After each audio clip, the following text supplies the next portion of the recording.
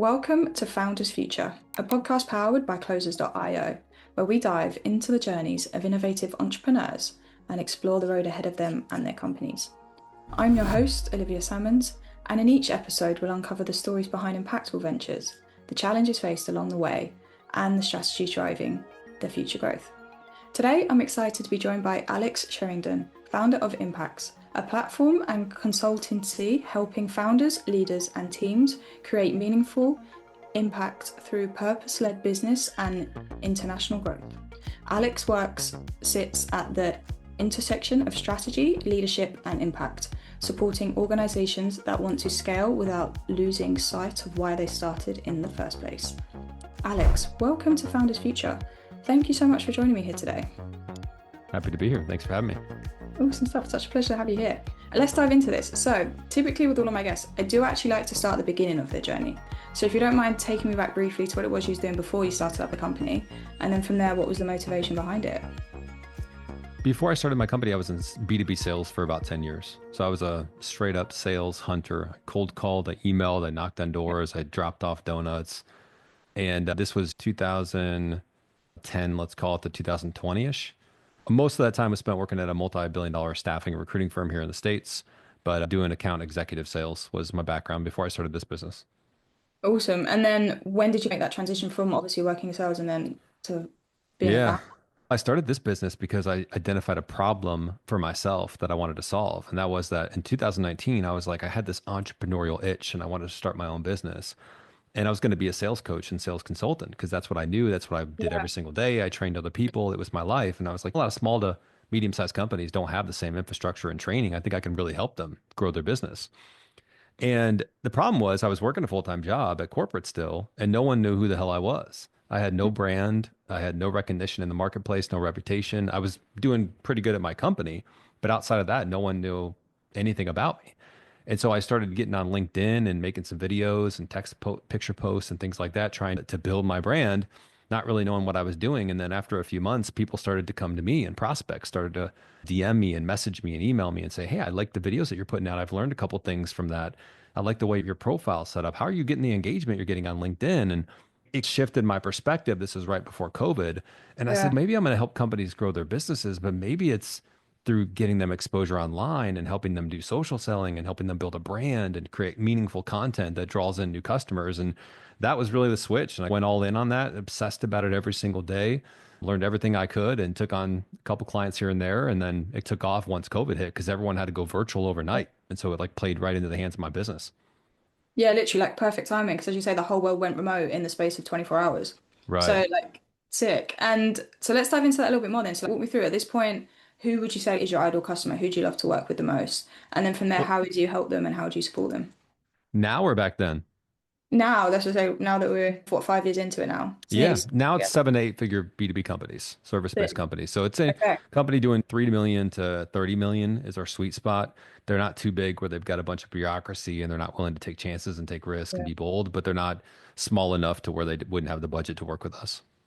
Awesome. And then what is it like to work with you then, Alex? Like what is the support system behind that? We work with the customers. We have our infinite client system is our engagement model. So it's a 5-step process that we take customers through, but Yeah. it's all wrapped up in coaching. There's a little bit of online training and things like that, but it's mostly coaching, consulting, strategy. Awesome. And what would you say is the first challenge or issue that you have to help people overcome what they tend to come to you with that they're struggling with? What's that bottleneck for them? Usually it's a few different things, but we usually start with branding and positioning. So Okay. usually they've got an amazing story to tell in their business, or they've got something really unique that they offer, but they don't know how to really message that across their website, LinkedIn, social media, emails. And so we start working with through the brand story exercises and things like that to really understand how are we going to position ourselves in the marketplace? Because everything after that is your content strategy, execution, your building of a team. We help them build their own in-house content teams instead of having to outsource to a marketing agency. And Yeah. but none of that really takes place until you understand, hey, who are we? What are we trying to accomplish? Who do we serve? And what's our story that we're telling in the marketplace? Yeah, so that initial factor online, well, I suppose that's how you build a great business to scale, making sure that people see you and understand what you do. Very similar process to how we help people scale here as well. And then I do want to get into the nuts and bolts of the business a little bit as to what you're doing. So in terms of marketing, like what methods or channels are you really finding most effective in finding that right company to work with? LinkedIn's been a gold mine for the last 5, 6 years for us and our clients. I think organic reach has definitely dipped over the last year or two on LinkedIn, meaning that it's become a little bit more pay to play. I think there's still some organic reach Yeah. to grab there. There's still an opportunity there. It's become a little bit more tactical. You got to be a little bit better at outreach and things like that. But podcasting is a huge opportunity right now. You probably know this. You're doing this, right? Relationship marketing, network marketing, Yeah. bringing people in and building a relationship with them, and then having them either become a client or refer clients to you. I think that's really big. I would say those would be the two big ones that we typically are helping companies with: Nice. LinkedIn, personal brand building, podcasting. And then, of course, you've got email, you've got TikTok, YouTube. It just depends on what route we're going in terms of content strategy. Yeah, awesome. And do you use those methods for yourself as well? Do you practice what you preach? Yeah, all of them. Awesome. And then with regards to the podcast, it's just such an amazing way, as you say, to build that trust factor online. If someone's spending 10 to an hour, like 10 minutes to an hour listening to your voice, you would hope they want to work with you by the end of that. Yeah, Not you've done something exactly. wrong. We do ours in person too. So the Brilliant. trust and the relationship building is 10x at that point because you're just face to face with somebody across a table. It's like Yeah. I think both can work, but it's a really good, it's a powerful tool. And then you Yeah, just create a bunch of good content from it. So it's not only a relationship business or a relationship building tool, it's a BD development tool, but it's also, if you do it right, you can just create a shitload of content from it on the back end. literally that double-edged sword. It's an amazing tool. It's an amazing thing Yeah. to be time up. And then obviously with regards to the organic outreach, because I do feel like LinkedIn as a platform is getting busier, and I feel that might Yeah. be affecting the organic outreach a lot. Do you run any form of ads at all just to help with the consistency and lead flow? Yeah, we do. And yeah, it's gotten busier. It's also just gotten heavier with ads. And so Yeah, naturally, when you have a more saturated platform, you have more people posting content, you have more ads that have hit the platform now. And I think LinkedIn's made it pretty clear that they want to push ads and make more money and open up that revenue stream. Whereas before they had other products that they could lean on. I true. think they're now really trying to lean on the ad revenue. And the numbers show it if you just look at how much they're producing in ad revenue now. But yeah, LinkedIn thought leadership ads have been really effective for us and clients, meaning that you run ads, but you run it through the company page, but you can select an employee of the company and run it through them. And so it looks like it's coming from me, Alex, in the feed, but in reality, it's promoted through impacts. And then in terms of just what works, you obviously can't have like corporate jargon or shitty copy or like boring text or promotional pictures and creative. You have to speak to meet your customers where they're at. And so we're a big fan of posting client success stories where it'd be me and a client Nice. like this on a call, and I'm sharing, they're talking through their journey on the results that they got, the transformation they got, or it's a valuable post where I'm teaching them something about how to build their own in-house marketing team that they didn't know about. Even though it's paid, it's still got to have the same level of value that organic does. 100%. And do you only stick to LinkedIn as well? Do you put all your eggs in one basket when it comes to platforms, or do you use Meta as well, YouTube? No, we built a TikTok following, YouTube, the podcast, Yeah. obviously, email, LinkedIn. Yeah. It started with LinkedIn, but then we branched out. Naturally, as you grow, everything else needs to grow as well. And Yeah. then what do you have a team structure behind you as well, Alex? Or are you still a solopreneur at this point, kind of juggling those hats amongst Yeah, yourself? yeah, just a small team. So I'm the only person in the States. We have 5 people in the Philippines, do podcast management, video editing, social management, things like that. But yeah, pretty nimble team. I like it that way for now. We'll see if that changes over the years. But for me, it's like a lifestyle business and I enjoy it. It provides good revenue and good profits, and I reinvest those in other things that make money too. So Nice. And it's nice to keep it streamlined with the additional help, which is where VAs and the contractors really come into play, like in that kind yeah. of lifestyle business asset. And then with that being said, like what are your plans to for like the next 6 to 12 months? Are you planning on scaling the business? Is there a goal that you're working towards and like hopefully looking forward to achieving as well? Yeah, I mean, we had the best year yet we've had in the business. So that was a 2006, 2026 was a real, or 25. I'm getting ahead of myself. 2025 was a really good year for us.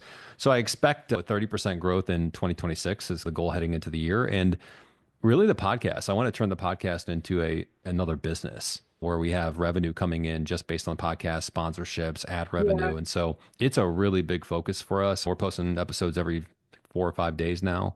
We got 2 episodes every single week. And again, it's all local. We're building a community behind it. We're going to be doing live events next year. So I've got business aspirations for the business, but also for the podcast. And I've just got some like side hustle things that I'm interested in too. So Nice. So one of yeah, the goals must be to streamline like your brain to make sure you focus on one thing at once and not overcomplicate everything. But like yeah. when you think of that next challenge, or even like the podcast is a whole other venture trying to get that off the ground and running compared to a business. Like it's just a different setup. Where are you finding the biggest challenge for yourself in making that happen? From the podcast standpoint, Yeah. it's finding the right team. we're going through a bit of a transition period right now, but you got to have, when you talk about podcast managers or even video editors, Yeah. you got to have people that are bought into the mission and that want to grow it and they're excited to grow it like you are and they're thinking proactively. So we've had some people in the past that just they'll take action, but they don't really think about what can help grow it. They don't take proactive action. They don't think strategically. And so I think that's been the biggest challenge so far. I think we've solved that now. But I think it's just, I really enjoy doing the podcast. And a lot of it's just consistency, continuing to get better, posting every 4 or 5 days, posting the social media content in the back end, getting better as a host each week. That's really the big parts. It's nothing, it's never going to happen overnight, but you got to control what you can control, which is having a great team, having a great product. In this case, is the podcast, making a great guest experience for the people that come on and then just let that plant grow I love it. Just trust in the process and just see it along the a little way. bit. Yeah. Yeah, awesome. And when it comes to scaling a business, what would you say is the best piece of advice that you've ever received? Might be around, there's probably a lot of things, but I think it might be around don't hire people unless you know exactly why you need to hire them and you absolutely need to hire them. So I think I hired people before where, and even W-2 people where I didn't quite need to hire somebody. I probably could have done more automation. I probably could have used AI a little bit more. I probably could have leveraged offshore talent. I probably could have just restructured my own time and been more little bit more disciplined with how I structure my calendar and days and things like that. I think I would have looked at my calendar and looked at my time and said, do I really need to hire somebody? Or is this going to end up creating more work for me? Or if I do hire somebody, my mistake was I'd hire somebody to try to do what I do. And it was hard to teach that. It was really hard to pass that down to somebody, especially a junior level person. I think I would have hired somebody if I did hire somebody in the future. It might be a 1099 contractor as a partner to help me fulfill work. Or it Yeah, might be someone that can take a blueprint and just go A, B, C, D, E, F. And they don't need years of knowledge and on the fly responses from experience and insights that they have from doing this for 5 years. Because if you don't live it yourself, it's hard to give advice on it. It's hard to know how to coach people through something when you don't do it yourself. So that would probably be the biggest one, is probably around people.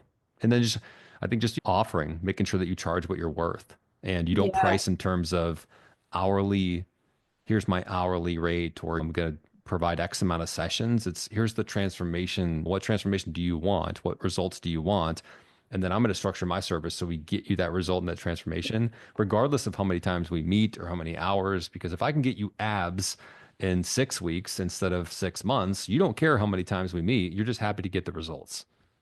So true. And it's actually something that like it happens a lot with founders and it comes up the podcast a lot. Just people having that it's almost the imposter syndrome when it comes to that pricing and that just trusting themselves that they're doing the right job. And then even managing a Yeah. team when you don't come from when you have your zone of brilliance, and even before you was working in sales and in a corporate yourself, you're never taught how to manage a team. You're never taught how to grow a team of people and do exactly what you do. So it is just a new challenge for people and just taking every step as it comes.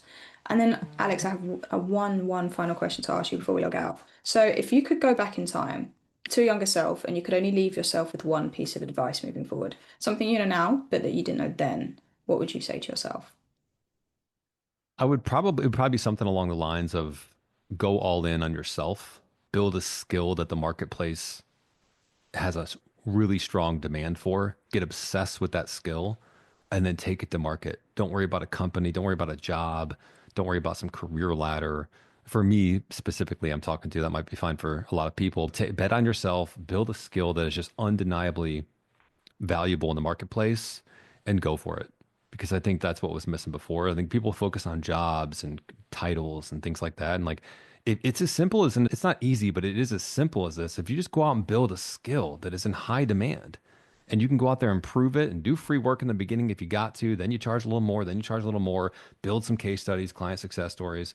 If you are just good at what you do, you can go out there and do your own thing. Nothing can stop you. And then it just becomes of what do you want that business to become? Do you want it to become a huge business, a medium size, small, or what do you want your life to look like?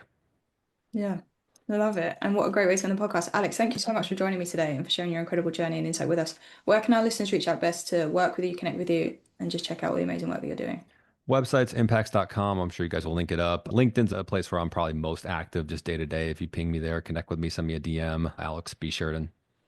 Awesome. Perfect. And thank you again for joining us. And to our listeners, if you enjoyed this episode, please be sure to check out Alex and all the great work that he's doing. And do not forget to subscribe to Founders Future by wherever you listen to your favorite podcasts. And if you are a business owner, specifically a coach, consultant, or agency owner, and you're really looking to scale your business and you want to enhance your sales and marketing efforts, visit closers.io to hop on a call with one of our team and discover how we went from $0 to $30 million per year in less than 3 years. But until then, keep on climbing, and we will see you all on the next one.